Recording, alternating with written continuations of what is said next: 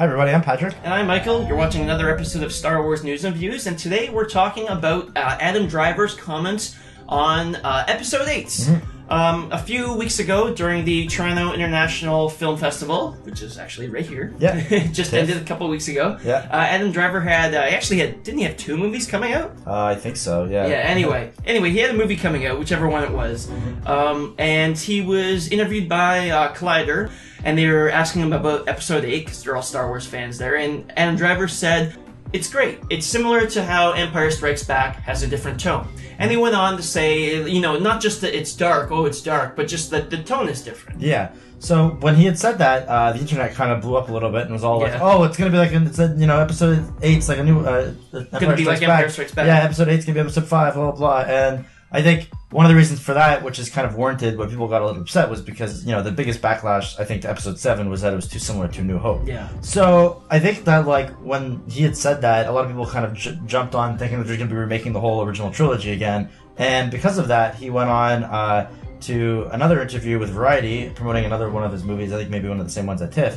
They asked him about the quote, and he's like, "No, that's not what I said. It's not what I meant at all. That it was going to be like A New Hope. What he had meant is he was trying to clarify and say that he just meant that it was going to be like a good sequel with a different tone." Yeah. Which, trying to think of one that's similar, I guess we've come across, was Alien and Aliens. How one's a horror film and the other one's an action film. Yeah, and it's a very different tone, even though they're both good. The sequel's just as good, and that's what he meant. He just used Empire Strikes Back as an example, and he says "Oh, I guess it was a bad example now because everyone thinks that I meant it's going to be the same thing." Yeah. So I think one of the most telling things that he said was that when he said when he read the script, it was not what he expected. It went off in a different direction.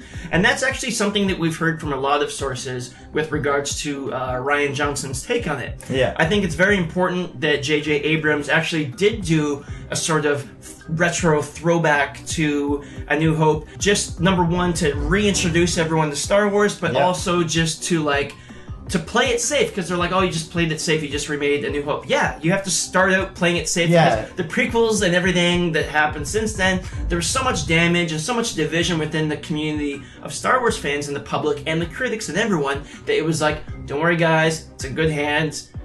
Played it safe, but we're making a good movie," and then from there, the story's gonna go on. Yeah, and now because there's also so much new things that have been happening and so much stuff that we have to catch up on in terms of plot, that you have to sort of play it safe so that we get invested in these characters and we kind of get to understand the whole the galaxy, how it is at that point, and then from there we can go into something weird. Yeah. I think you were bringing up a good point when we were talking about this earlier, in that Rian Johnson's really good at handling sort of more heavy subject matter. Yeah, if you've ever seen Brick, it's definitely it's about high school students. There's weight to it. But there's weight to it, even though it's about high school students. It's not melodramatic in that sense. Yeah. I mean, it sort of is, but not in everybody's crying and mopey. It's every sort of thing that happens in that had a lot of weight to it, and it felt like there was emotional reasons. And so is Looper, too. Because the best scene in Looper is just Jason Gordon-Levitt and Bruce Willis sitting at a coffee shop, and just that tension. Yeah, and they're hardly even saying anything to each other. It's just that tension of them finally meeting face to face, and they know that they're both trying to kill each other. Yeah. But they're in a public setting, so they're just kind of sizing each other up. And if I think of either of these two movies, I couldn't think of J.J. Abrams doing them well. No, but he was perfect for The Force Awakens. Sure. You want to do a retro throwback to A New Hope, and fun, quip dialogue and stuff like that. Funny, quick-paced. Got sarcastic Han Solo in there. Yeah, and then the one emotional scene is Han Solo dying, and it's but it's a big spectacle of him dying in the middle of this giant catwalk, this pathway, killed by his son. It's really played up almost. It's kind of like something you'd see in a play, where it's it's very over the top, but that's kind of the point of it, right? Yeah, it's the death of this iconic character, but I think Rian Johnson will be able to handle, I guess, a bit more of the emotional gravity between it. It's I would want George Lucas to direct A New Hope, and I would want Irvin Kershner to direct Empire Strikes Back. I wouldn't want Irvin Kershner to direct A New Hope and George Lucas to direct Empire Strikes Back. Exactly. And it's the same thing with Episode 7 and 8. Yeah, exactly. I wouldn't want Abrams to do this as much as... I'd be fine if he did, but I think... It's a better fit this way. Better fit, exactly. Yeah. And that's all he was saying, I think. Yeah. So that makes me excited for Episode 8, actually. Yeah, I know.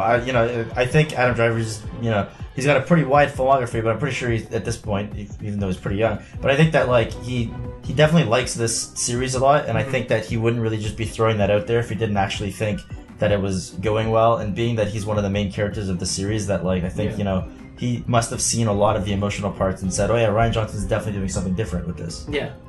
So I guess that's all there is to go on about that one. So just feel free to leave us your comments on anything you have to add. Be sure to like and subscribe to us if you haven't already, and we'll see you next episode.